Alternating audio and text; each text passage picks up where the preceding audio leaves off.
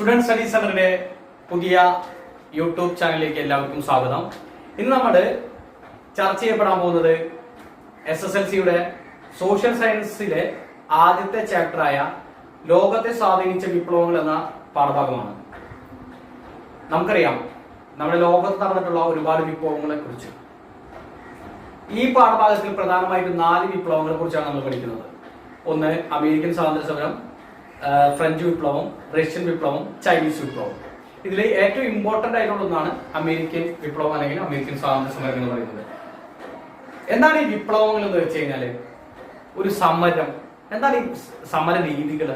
അതായത് ഏതെങ്കിലും ഒരു സ്ഥലത്ത് അവകാശ നിഷേധമോ സ്വാതന്ത്ര്യമോ നിഷേധിക്കപ്പെടുന്ന ഒരു വ്യവസ്ഥിതി നിലനിൽക്കുമ്പോൾ അതിനെ തച്ചുടച്ചുകൊണ്ട് പുതിയ ഒരു വ്യവസ്ഥിതി സ്ഥാപിക്കുന്നതാണ് നമ്മൾ വിപ്ലവങ്ങൾ എന്ന് പറയുന്നത്.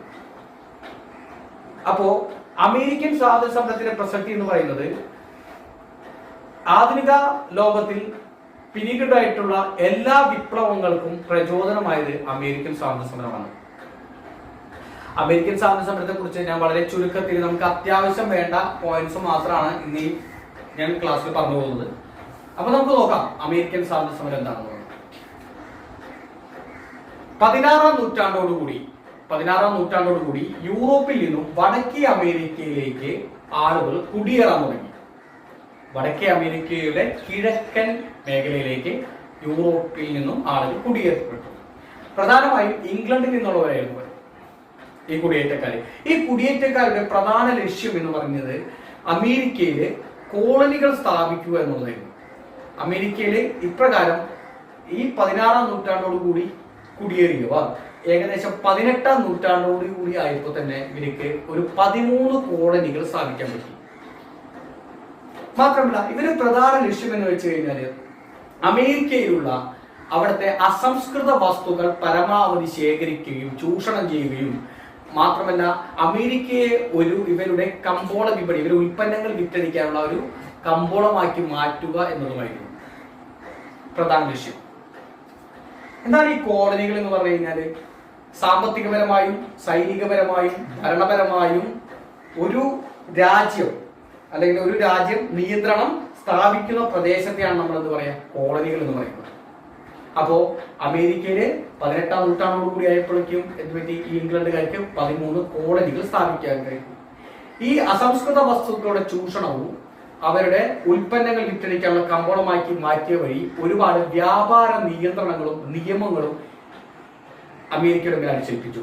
ഇപ്രകാരം അടിച്ചേൽപ്പിക്കപ്പെട്ട ഒരു വ്യാപാര നിയമം അല്ലെങ്കിൽ ഒരു വാണിജ്യ നിയമങ്ങളിൽപ്പെട്ടതായിരുന്നു മെർക്കന്റിലിസം എന്ന് പറയുന്നത്. മെർക്കന്റിലിസം ഈ അമേരിക്കൻ സ്വാതന്ത്ര്യത്തിൽ ഏറ്റവും പ്രധാനപ്പെട്ടതാണ്. ഈ മെർക്കന്റിലിസം നിയമം ഇതിനെ പിന്തുടർന്നുകൊണ്ട് ഒട്ടനവധി നിയമങ്ങൾ പിന്നീട് അമേരിക്കയിലെ ഇംഗ്ലണ്ട് നടപ്പിലാക്കി. ഈ മെർക്കന്റിലിസം ലോസ് എന്ന് പറയുന്നത് പ്രധാനമായും 5 പോയിന്റ് നമ്മൾ പിടിക്കേണ്ടതുണ്ട്. എന്താണ് മെർക്കന്റിലിസം ലോസ് എന്നുള്ളത്? മെർക്കന്റിലിസം ലോസ് ഒന്നാമത്തെ അതിൽ വരുന്നത് കോളനികളിൽ നിന്നോ കോളനിയിലേക്കോ സാധനങ്ങൾ കൊണ്ടുപോകുന്നത് ഇംഗ്ലണ്ടിന്റെ കപ്പലിലോ അതോ കോളനികളിൽ തന്നെ നിർമ്മിച്ച കപ്പലുകളിലോ ആയിരിക്കണം. ഒന്നാമത്തെ പോയിന്റ് ആണ്.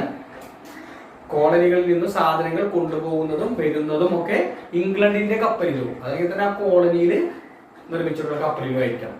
രണ്ടാമത്തെ പോയിന്റ് എന്ന് പറയുന്നത് കോളനികളിൽ ഉൽപ്പാദിപ്പിക്കപ്പെട്ടിരുന്ന പഞ്ചസാര, കമ്പിളി, പരുത്തി, പുകയില എന്നിവ അവ ഇംഗ്ലണ്ടിലേക്ക് മാത്രമേ കയറ്റുമതി ചെയ്യാൻ കഴിയുള്ളൂ. ഇതാണ് രണ്ടാമത്തത്. മൂന്നാമത്തെ വരുന്നത് കോളനികളിലെ നിയമവുമായി ബന്ധപ്പെട്ടുകൊണ്ട് കോളനികളിലെ എല്ലാ നിയമപരമായിട്ടുള്ള പ്രമാണങ്ങള്, ലഘുരേഖകള്, വർത്തമാന പത്രങ്ങള്, ലൈസൻസുകള് ഇവയിലൊക്കെ തന്നെ ഇംഗ്ലണ്ടിന്റെ മുദ്രയാണ് പതിക്കേണ്ടത്. ഇംഗ്ലണ്ടിന്റെ മുദ്ര പതിക്കണം. പിന്നെ വരുന്നത് ഇംഗ്ലണ്ടിൽ നിന്ന് ഇറക്കുമതി ചെയ്തിരുന്നു അമേരിക്കയിലേക്ക് അവരുടെ ഉൽപ്പന്നങ്ങൾ. അത് ഏതൊക്കെയാണെന്ന് വെച്ചാല് തേയില, ഗ്ലാസ്, കടലാസ്. തേയില, ഗ്ലാസ്, കടലാസ് ഇവയുടെ മേല് എന്താണ് അമേരിക്ക ഇറക്കുമതി ചുങ്കം നൽകപ്പെട്ടത്. പിന്നെ ഒരു പോയിന്റ് കൂടി വരുന്നത് കോളനികളിലേക്ക് അല്ലെങ്കിൽ കോളനികളിൽ നിലനിർത്തിയിട്ടുള്ള ഇംഗ്ലണ്ടിന്റെ സൈന്യം, പട്ടാളക്കാർ ഇവർക്കുള്ള താമസ സൗകര്യവും അത്യാവശ്യ എല്ലാ ആവശ്യങ്ങളും കോളനിക്കാർ തന്നെ വഹിക്കണം എന്നുള്ളതായിരുന്നു മെർക്കന്റിലിസം ലോസിൽ പറയുന്നത്. മെർക്കന്റിലിസം 5 എന്തായാലും കാണാതെ പഠിക്കേണ്ടതാണ്. അങ്ങനെ ഈ ഇപ്രകാരം തുടർന്നു വന്നിട്ടുള്ള ഈ വ്യാപാര നിയന്ത്രണവും നിയമങ്ങളും അനാവശ്യമായ നികുതി നിയമങ്ങളും അമേരിക്കൻ ജനതയെ വളരെയധികം ബുദ്ധിമുട്ടിലാക്കി. അങ്ങനെ ഈ ചൂഷണത്തിന്റെ ഫലമായിട്ട് അമേരിക്കയിലെ തദ്ദേശീയ വാണിജ്യം നശിക്കുകയാണുണ്ടായിരുന്നത്. അവിടെ പ്രാദേശികമായിട്ടുള്ള അവരെ വ്യാപാരം നശിക്കപ്പെടുകയും മാത്രമല്ല വിലക്കയറ്റങ്ങൾ ഉണ്ടാവുകയും അവിടെ ഒരു സ്വേച്ഛാധിപത്യപരമായിട്ടുള്ള ഭരണം നിലനിൽക്കുന്നു. അതായത് ഇംഗ്ലണ്ടിന്റെ സ്വേച്ഛാധിപരമായ പ്രവൃത്തികൾ അവരെ വളരെയധികം ബുദ്ധിമുട്ടിലാക്കപ്പെട്ടു. ഈ സമയങ്ങളിലാണ് ഇവരെ മനസ്സിലേക്ക് അല്ലെങ്കിൽ ഈ അമേരിക്കൻ ജനതയുടെ മനസ്സിലേക്ക് എന്ത് വരുന്നത്, ഒരു പുതിയ ബോധം വരുന്നത്. ഈ നിയമനിർമ്മാണങ്ങൾക്കും ഈ നീതി നിഷേധത്തിനെതിരെ പോരാടണമെന്ന് അവര് തീരുമാനിക്കുന്നു. ആ അവസരത്തിലാണ് നമ്മളെ അമേരിക്കയിലെ ചിന്തകരായ തോമസ് പെയിനും ജോൺ ലോക്കും എന്ന് പറയുന്ന രണ്ട് ചിന്തകരുണ്ട്. ഈ ചിന്തകരിലെ തോമസ് ലോക്ക് പറയുകയുണ്ടായി, അതായത് മനുഷ്യന് ചില മൗലിക അവകാശങ്ങളുണ്ട്, അത് നിഷേധിക്കാൻ ആർക്കും അവകാശമില്ല എന്ന് പറഞ്ഞു. അതേപോലെ തന്നെ തോമസ് പെയിൻ പറഞ്ഞു, ഒരു വിദേശ ശക്തിക്കും ഈ വൻകരയെ ദീർഘകാലം കീഴടക്കാമെന്നുള്ളത് യുക്തിക്ക് നിരക്കാത്തതാണെന്നുള്ളത്. അതായത് ഈ വൻകര, അതായത് അമേരിക്കയെ ഒരു വിദേശ ശക്തിക്കും, അതായത് യൂറോപ്പിലെ ഏത് വിദേശ ശക്തികൾക്കും ദീർഘകാലം കീഴടക്കി വെക്കാൻ കഴിയില്ലെന്നും അദ്ദേഹം പറഞ്ഞു. ഇപ്രകാരം ഈ ആളുകൾക്കിടയിലേക്ക് ഒരു സാമൂഹിക ബോധവും അല്ലെങ്കിൽ ഒരു പോരാടാനുള്ള ഊർജവും ഈ ചിന്തയിൽ നൽകുകയുണ്ടായി. അങ്ങനെ ഇരിക്കുമ്പോൾ ഈ ഒരു കൂട്ടായ്മയുടെ ഫലമായിട്ട് 1774 ഈ 13 കോളനിയിലെ വെർജീനിയ ഒഴികെയുള്ള ബാക്കി 12 കോളനികളിലെ പ്രതിനിധികളൊക്കെ തന്നെ ചേർന്ന്, അത് ഫിലാഡൽഫിയിലാണ് ഇവര് പ്രതിനിധികൾ വന്നു ചേരുന്നത്. 1774 ഈ 12 കോളനി, വെർജീനിയ ഒഴിച്ചുള്ള 12 കോളനികളിലെ പ്രതിനിധികളും അമേരിക്കയിലെ ഫിലാഡൽഫിയിൽ ഒത്തുകൂടുകയും ഒരു വൻകര സമ്മേളനം നടത്തുകയും ചെയ്തു. അതിനെയാണ് ഒന്നാം വൻകര സമ്മേളനം എന്ന് പറയുന്നത്, ഫസ്റ്റ് കോണ്ടിനെന്റൽ കോൺഗ്രസ് എന്ന് പറയുന്നത്. അപ്പോൾ ഈ ഒന്നാം വൻകര സമ്മേളനത്തിൽ ഇവരുടെ ഈ പങ്കെടുത്ത പ്രതിനിധികളെല്ലാം കൂടി ചേർന്നുകൊണ്ട് ഈ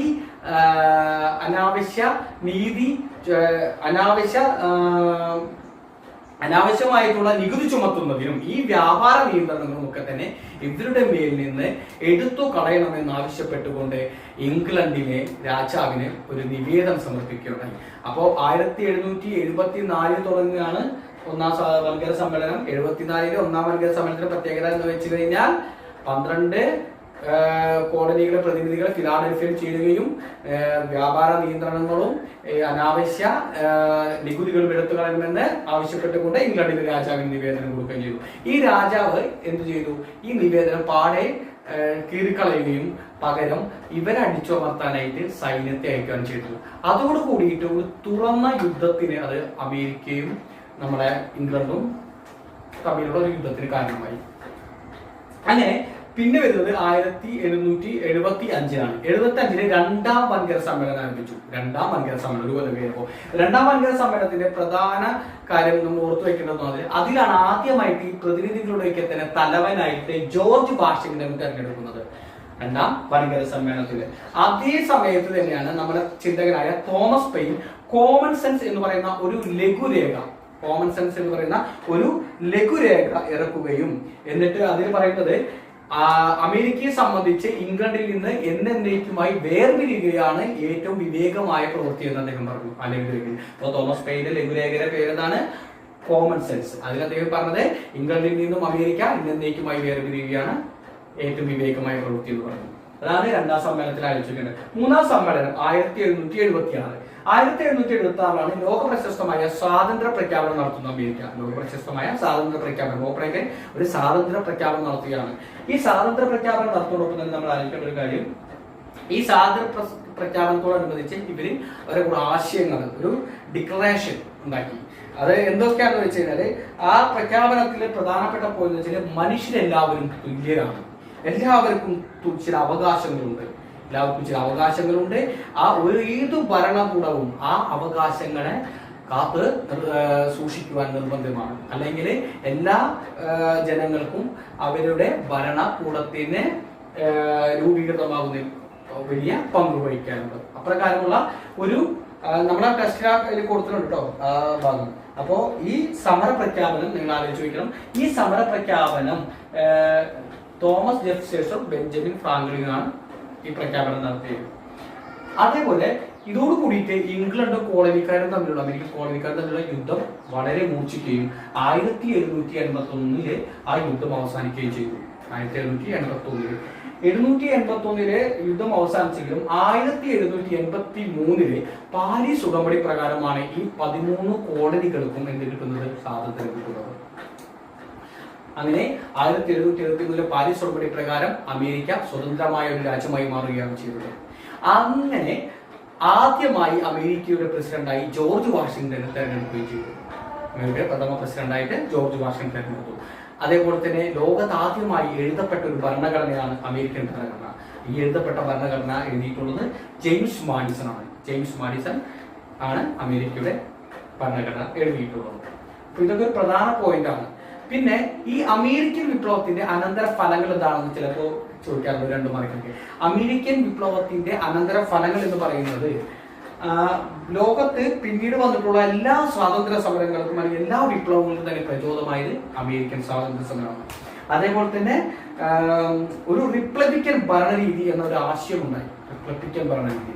അതേപോലെ തന്നെ എല്ലാ സംസ്ഥാനങ്ങൾക്കും ഒരു സ്വാതന്ത്ര്യവും അധികാരവും നൽകുന്ന ഒരു ഫെഡറൽ രാഷ്ട്രം രൂപീകൃതമാക്കുക ഒരു ആശയം.